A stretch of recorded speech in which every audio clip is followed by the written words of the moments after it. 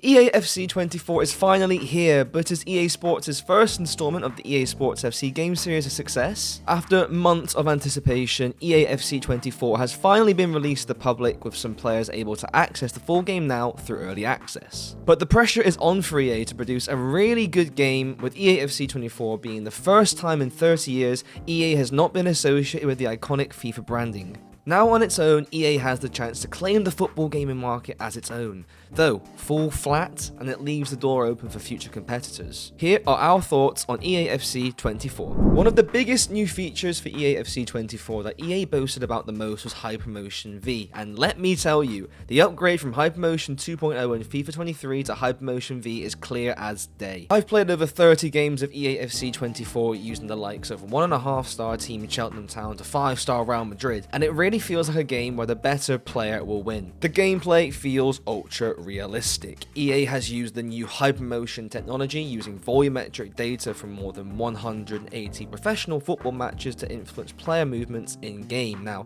this is a huge upgrade on the 2 matches recorded for HyperMotion 2.0 in FIFA 23. HyperMotion V has helped introduce a bunch of new features into the game, such as precision passing, effort dribble touch, and responsive shooting. After playing the alpha version of EA FC 24 at the launch event in Amsterdam back in July, it feels like responsive shooting isn't as impactful as originally set out to be, but instead, precision passing looks to be taking control as the most overpowered gameplay feature. The likes of Kevin De Bruyne, Thiago, and other midfielders with high passing stats felt almost unstoppable when feeding the ball to a fast striker, and this is easily my prediction for the first feature to be patched for being too overpowered at the beginning of the game. EA has also replaced the trait system in EA FC 24 with playstyles and playstyles plus. There are some playstyles in particular that really make a difference to gameplay. The quick step playstyle really adds an extra spring in a player's step to give them a fantastic boost of pace. Power Shot almost makes some shots unstoppable at times, and Trickster was by far the most fun to use. It added an extra layer of flair to players like Vinicius Jr., and it was incredible. In EA FC 24, the quality of goalkeepers seemed less affected than in previous years. More than not, keepers won't save one-on-ones and bail out players for poor defending, but I'm glad it's this way. After working hard to break down a defense, it got frustrating in FIFA 23 when the goalie saved everything, when in real life, a keeper will not be saving 5 one-on-ones in a row. Accelerate 2.0 has been introduced with 4 new Accelerate types added, taking the total to 7, but unlike FIFA 23,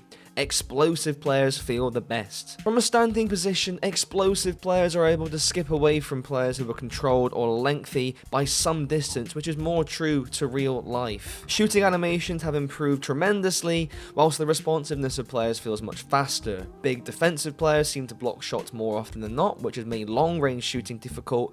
Set pieces have been slightly redesigned to give you more of an accurate idea of where the ball will end up, and pace really does feel like it has a bigger gap than ever before. Mode updates. Let's start with the most popular game mode, Ultimate Team, and have I got news for you? EA FC 24 Ultimate Team feels like EA has really listened and valued community feedback, and this has led to the mode feeling more fun in general. When you first entered the game, the biggest change you're going to notice is obviously the menus, a whole new look for the Ultimate Team menus, which I admit takes a little time to get used to.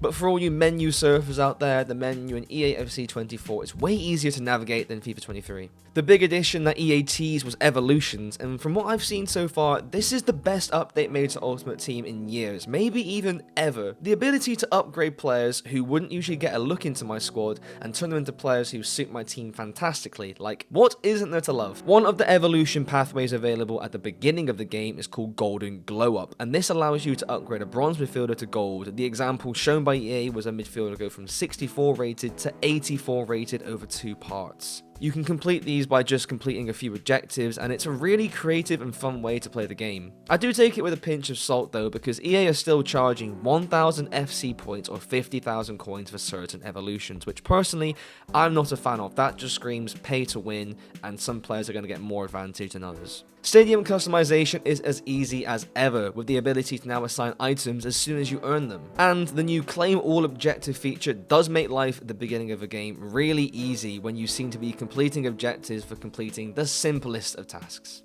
Women players are now an Ultimate Team as well, and all this has done is made the pool of players to use even better than before, whilst also improving the options when building a squad. Not to mention these players are actually very overpowered in-game. You've got small, agile players who are also very strong and physical.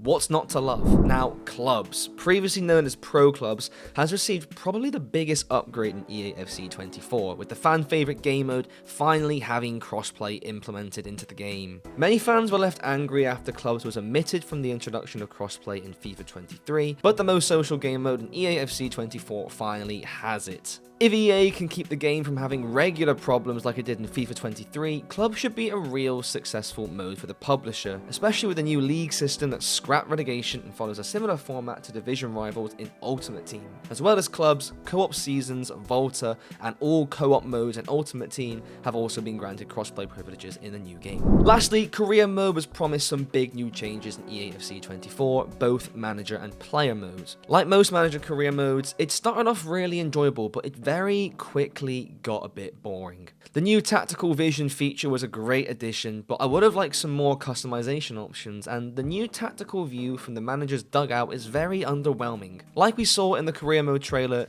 the camera angle of behind the manager is just not great. You couldn't see half of the game, and it got boring. For the rest of career mode, it was the same as past FIFA titles. The transfers, contract negotiations, and menus all looked and felt the same.